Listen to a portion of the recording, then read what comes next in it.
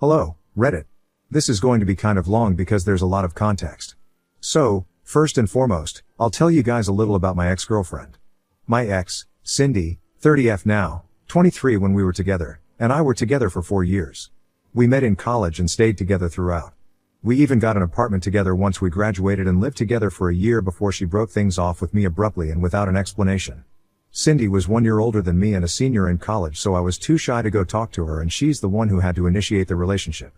She asked me out. She said I love you first after 6 months of being together, and she is the one who suggested that we move in together after college. She was a wonderful girlfriend. For those who can't tell, this is sarcasm, in every way but one. She was just very insecure. I don't know what it was. Maybe it was because I never really took initiative in the relationship or something similar. But she was just always very insecure and jealous, and she'd hate it when I'd speak to other girls, no matter who they were. So after a couple of fights, I cut off all my friends who happened to be women because Cindy was more important to me than being friends with other women. And it wasn't just friends from college who I stopped talking to, but I also stopped speaking to my school friends, who'd been friends with me for more than 5 years at that point. I'm back to talking to them because Cindy's not in my life anymore, and my wife's cool with my friends, regardless of gender. But back then, I was just friends with my guy friends, and I wasn't even allowed to go out with them to have a boys' night because Cindy believed that it would just be an excuse for us to all go to bars, get wasted and pick up girls. I didn't think that was fair to me because she'd forbid me from seeing anyone without her because of how insecure she was. But I couldn't see how wrong it all was because I was too in love with her, and I felt like she was, too. She'd tell me all the time about how much she loved me and said that she couldn't live without me, she couldn't imagine a future without me, and whatnot. So I stayed, despite everything, because I wanted to marry her and be with her. That's all I wanted, but with time, it became more and more difficult to stay with her since she just kept getting more suspicious and weird about me. By the time we were living together, I couldn't do anything without her breathing down my neck. She'd check my phone all the time, she'd monitor my movements, and if I didn't update her on my location at all times, then she'd threaten to lock me out when I came back home. So by now, you guys have some idea about how toxic our relationship had turned by the time we broke up. I still somehow found it in me to stay with her, but then, surprisingly, she's the one who broke up with me. And it was over something insane because it was just a small misunderstanding that led to our breakup. One day, my sister visited me without announcing her visit, which she usually did to make sure Cindy didn't suspect me and think that maybe I was having other girls over. Cindy wasn't at home when my sister, Lauren, 33F, dropped by. She was at a friend's place because she was allowed to meet her friends and I wasn't allowed to suspect her. Anyhow, Lauren surprised me by dropping in unannounced, and I was so surprised to see her that I didn't even text Cindy to tell her that Lauren had come over, which I would have usually done. We got to talking and we spent around 2 hours together at home, but then, all of a sudden, she received a call from her boss and had to leave to go back to work urgently. The thing that caused my breakup was unfortunately the lipstick that Lauren had behind when she'd taken it out to reapply it before she headed back to work. She was in a rush to leave, so she forgot it on the couch, and it was so small that I didn't notice it either. Then Cindy came back home a little after Lauren left, and she seemed happy until she found the little lipstick. I still remember it as clear as day. She sat on the couch and sprang back up as soon as she sat, then grabbed the lipstick that she'd sat down on, and I instantly knew that I was screwed because there was just no way in hell that she was going to let this one slide. I tried to downplay it and told her the truth instantly. I told her that Lauren had come over to visit during her lunch hours and she'd taken out the lipstick to reapply it because she had to go back to work. I explained that she was rushing to go back home, so she'd forgotten to put it back in her purse. But just as I'd expected, Cindy didn't buy even a word of what I told her for a couple of reasons. Like I said, she brought up that Lauren usually texts Cindy and me both in the text group that has the three of us before she comes over. She hadn't done that this time, and secondly, she thought that it was very unlikely that Lauren would take out her lipstick to reapply in our house because my sister wasn't really one for makeup. She was convinced that I'd had another girl over and absolutely flipped out. And when I say flipped out, I don't mean it lightly. She really went psychotic and started screaming at me, cursing at me, and randomly started throwing things to the floor. First, she went for the cushions, then she threw some books to the floor while raging at me, but then it crossed a line when she grabbed the TV remote and threw it right at me. I ducked and managed to avoid it, but I knew that I needed to get the hell out of there, so I ran to our bedroom and locked myself in. I didn't have my phone with me, so I couldn't call anyone for help, and I just had to stay there by myself for like an hour while she went on and on about how I had betrayed her. She was screaming like a banshee outside the room, and I'll say that I was pretty scared. Then finally, the screaming sort of calmed down and I finally gathered the courage to leave the room and check outside. I noticed that she was gone and had left the door wide open. I didn't try to talk to her or contact her in any way for the next couple of hours because I figured that she had just gone on a walk to clear her head or something. But then, when she didn't even come home by midnight, I started to get a little worried and decided that I was going to try and call her.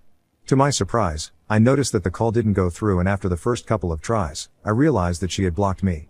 I tried to text her but with no luck because I was blocked there as well, and she had also removed me from all her social media accounts. I was paranoid and tried to call her friends, but they didn't answer my calls either, and I guess they had blocked me too. For the next few weeks, I just kept trying to contact her in any way I could, but she just did not answer. After almost a month of trying to track her down, I gave up because I realized that she did not want to be found. Not by me, at least. I was completely lost without her, and the next few months were really the toughest of my life. I don't know how I got through it. All I would do was just go to work, come back, miss her, and pretend that things were fine. People tried to convince me that I was better off without her, but I just didn't feel it. I moved out of that apartment after a year. I tried to stay there because I thought that if Cindy ever came back she would be able to find me if I remained in that apartment. But after I moved out and had a new address, I gave up any hope of reconciling with Cindy. We never got any closure, and that was my biggest disappointment so far. I was pretty depressed and tried not to talk to women after my breakup because I didn't want to feel like I was betraying Cindy. That changed when I met my current wife, Amy, 27F. She was a colleague at work and she was really sweet to me when I was new, and not just me, but she was sweet to every single person in the office. She was beautiful, intelligent, and had a brilliant personality. So despite my best efforts, I couldn't help but fall for her within a few months. I had promised myself that I would never put myself through another relationship again after Cindy, but that all changed when I met Amy. We have been together for almost 4 years and have been married for 2 now. I'm at my happiest with her, and I had honestly totally forgotten about Cindy. Until recently, when she made a sudden reappearance in my life. 7 years have passed since our breakup, or rather he was just walking out on me like I meant nothing to her, just over a petty misunderstanding. Last weekend, my wife and I were just chilling at home when she suddenly rang our doorbell, and I was the one to open the door. Before I could even register what I was seeing in front of me, she dragged a little boy, around 7, right in front of me and demanded that I pay 7 years of child support immediately. She completely tore into me before I even had a chance to speak and started yelling at me about how she had spent the last 7 years of her life trying to track me down so our son could finally have a father. I just stood there silently while she yelled at me, accused me of being an absent father, and demanded that I pay child support to her and cough up the amount that I had managed to avoid for the last 7 years. I had no idea how to respond to any of that and just stood there like an idiot while she continued to scream at me. Obviously, it was not my fault. I had even waited for her to come back for 1 year after she had left abruptly. She was the one who had abandoned me in our relationship, and I was 100% sure that it was not even my son whom she'd brought along with her. The reason I was not saying anything was because I was literally too shocked to say a word. Noticing that I had been gone for a couple of minutes, Amy decided to come out and check what was going on. And that's when the situation turned around, because as soon as she saw my wife Cindy's face lost all color, and it appeared that she knew she was screwed. Now at the time, I was not aware of what was happening, but all I knew was that Cindy was not okay when she saw my wife. And even Amy seemed really surprised to see Cindy there. Before I could say anything, Amy and Cindy started arguing, and I couldn't make out what they were yelling at each other about, but I knew the things were bad and they already knew each other from before. They were at each other's throats, verbally attacking each other, calling each other every derogatory name in the book, and I stood there like a silent spectator, along with the other little boy, trying to figure out what was going on. Then finally, Amy brought out the big guns and said that if Cindy didn't leave, then she was going to call the cops, and that would not be good for her. Cindy did not look happy about it, but ultimately, she left after shooting us both dirty looks and cursing us out some more. When she heard that, Amy threatened to call the cops again, and I am not even kidding. Cindy literally made a run for it. She grabbed her son as soon as Amy mentioned the cops and got out of there as quickly as she could. I had no idea what just happened, but I figured that Amy would tell me everything after Cindy left. Now, this is where things took a really weird turn, because as soon as Cindy left, Amy turned towards me and started screaming at me, saying things like, "How could you do this to me, and I can't believe you hid this from me." I still didn't say anything and just stood there looking at her really confused, because that's how I felt. I was really confused, and the things she was accusing me of also did not make any sense to me. She was acting as if I had hidden my relationship with Cindy from her on purpose or something, but I had not done that. I had always been very open with Amy and told her everything about my ex. So I did not understand why she was reacting the way that she was. The only thing that I hadn't done was show her a picture of Cindy ever. But that wasn't on purpose. It was mostly because I had lost my phone before I moved into my new house, and it had all my pictures with Cindy on it, so when I lost that, I lost a lot of pictures that I had with her. I had also deleted most of my pictures with her off my social media because it was a very painful reminder of what our relationship used to be and how she had just disappeared without an explanation.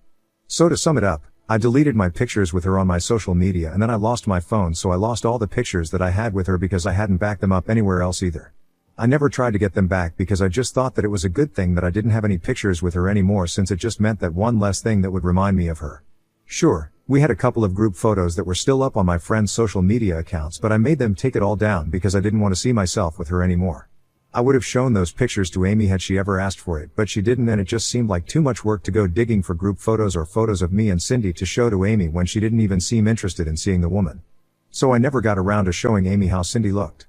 After that incident, Amy said that she wanted to leave and go live with her parents for a while so that she could cool down and clear her head before she came back.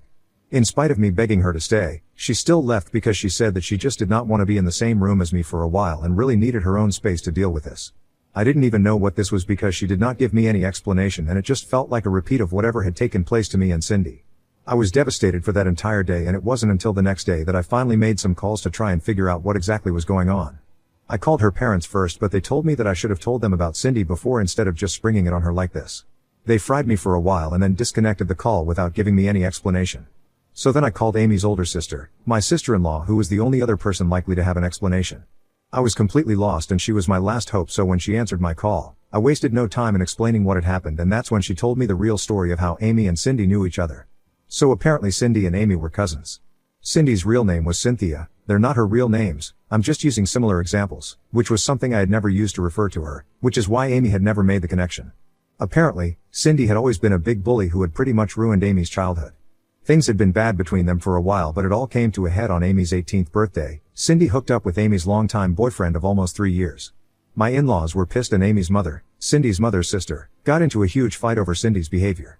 Obviously, both parents took their own kid's side, and so their families stopped speaking to each other.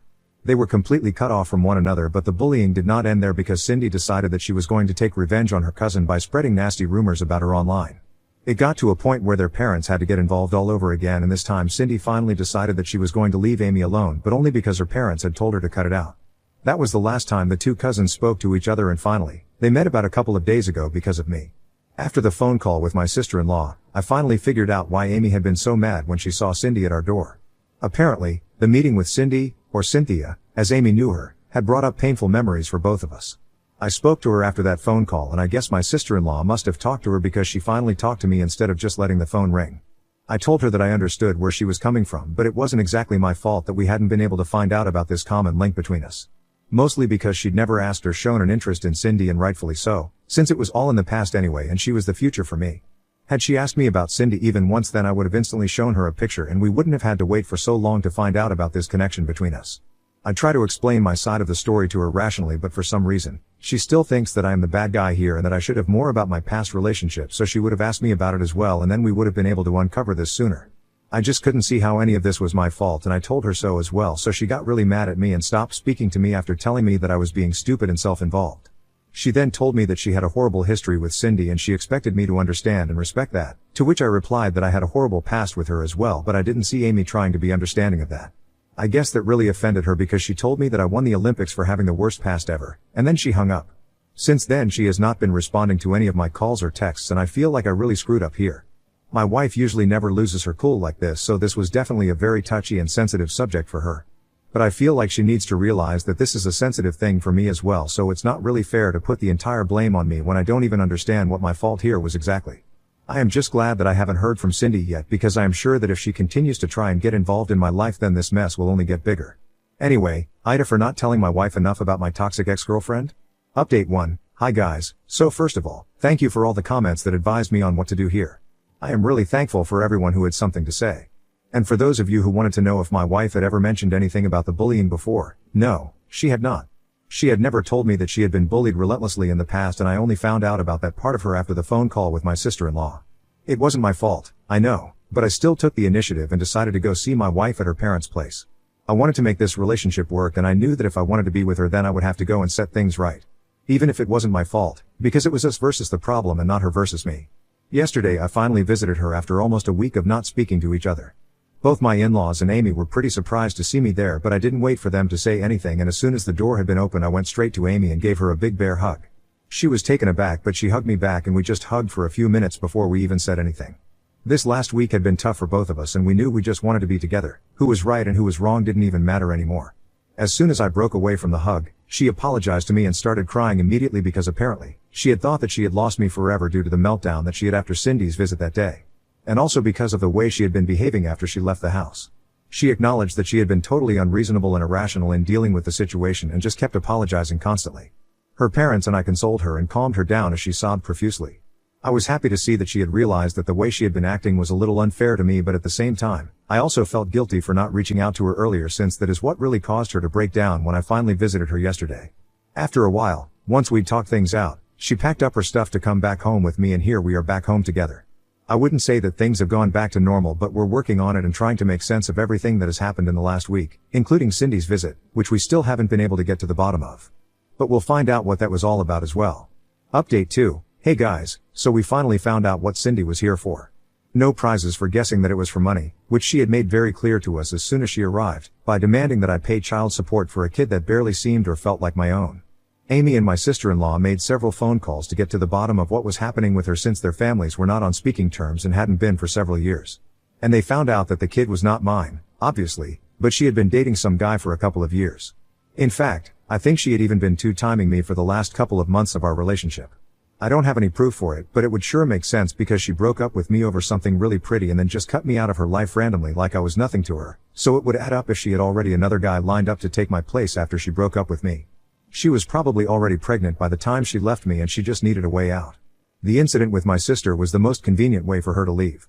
Most people in her family were aware of her relationship with the other guy, but I was forbidden from speaking to her family unless she was with me, so I never found out about it and never would have had she not made the terrible decision of showing up to my doorstep just to intimidate me into giving her money. As it turns out, the other guy had dumped her a couple of months ago, and since she had quit working after she had met the other guy and had her baby, she didn't really have any savings of her own and was running short on money. He'd done the same thing to her that she had done to me, just disappeared without any explanation, and now she was struggling to make ends meet. Her parents had refused to help her because they wanted to save enough to retire, and they wouldn't be able to do so if they started supporting her and her kid all of a sudden, which is just crazy selfish, but it explains why she was so desperate. None of her family has heard from her after she ran into Amy at my house, but I'm sure that somebody will find her and either try to help her or just report her to the cops, because from what I'm hearing, she has already been scammed a few people out of cash. Now these are all just rumors, but they might as well be true because after what she tried to pull with me, I wouldn't really put it past her. Update 3. So it's a late update, but Amy and I have decided to join couples counseling as well as individual therapy because I think we are really dealing with her past as well as we thought we were. Just one appearance from Cindy had sent our lives crashing and burning. We couldn't let that happen again, so that's why we made the decision that we made. As for Cindy, we heard from a couple of relatives that she was now living with another guy whom she had met online just a few days ago, but he was already smitten with her and had offered to let her move in. Her parents were inconsolable because of how she had been acting, and even more so as she had told them that they were not allowed to meet their grandson anymore.